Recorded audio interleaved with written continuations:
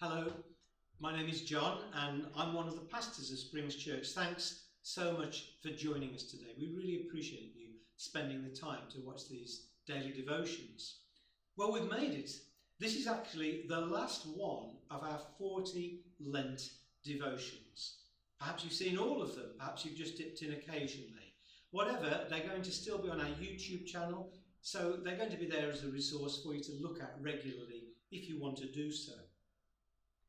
When we look at the four core values of Springs Church that we've been talking about for these last 40 days, they're faith, hope, love and joy.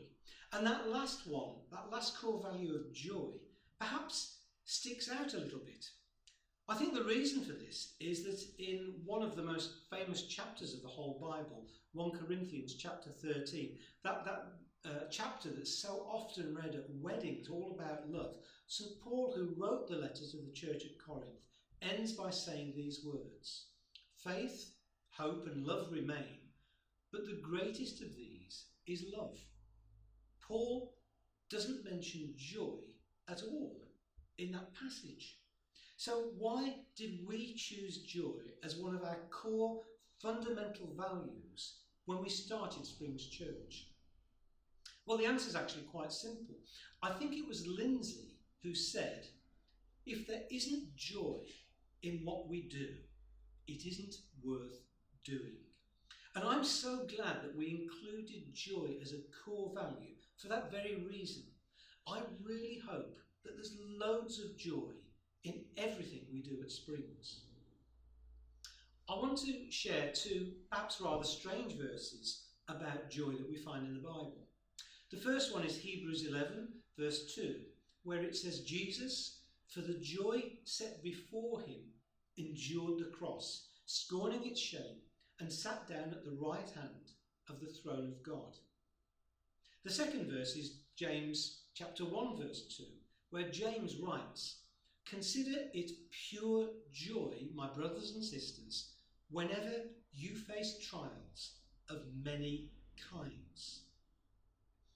On the surface, those two verses make no sense at all. Who, in their right mind, would be full of joy before they were just about to be crucified? Who in their right mind, when facing trials of every kind, responds with joy? That is what the Bible tells us we're to do. Jesus experienced joy at the darkest moment of his life.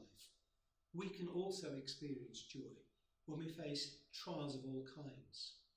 The reason those verses perhaps don't make sense is that many people confuse joy with happiness. When I'm at the Molyneux and the Wolves score, I rejoice and I feel full of happiness. That happiness can soon be dashed, especially if the opposition equalise in the 96th minute of the match. You can feel really happy when you pick up a new car. That happiness can soon be dashed when you bump it on the way home. You see, the thing is, friends, the Bible doesn't promise us happiness. It promises us joy. Happiness is a reaction to something great. Joy is a product of something great. Let me repeat that to you. Happiness is a reaction to something great. Joy is a product of something great. You can't own happiness. It will go as quickly as it came. But you can own joy. You can hold on to joy. So my challenge to you today is simple. Do you spend your life chasing whatever it is that will bring you happiness, no matter how short-lived that happiness may be? Or do you spend your life pursuing the things of God that will give you deep and everlasting joy? There really is that simple choice to make. But I also need to tell you that it's not very often that you can combine those two things. It's not that often you can combine chasing happiness with pursuing the things of God.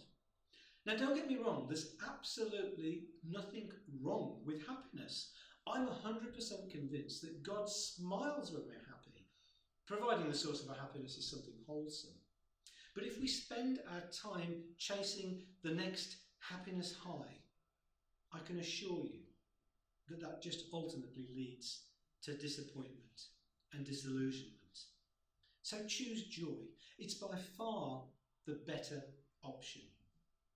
I want to leave you with a verbal picture to take into the day and perhaps to keep with you a little bit longer than that. Happiness is smiling when the sun comes out. Joy is dancing in the rain. At Springs, I hope, we all hope, to do a lot of dancing in the rain. God bless you. This is the end of our 40 days of devotions, so it's only appropriate to say Happy Easter to you. I pray that this Easter will be full of joy. Thanks for watching.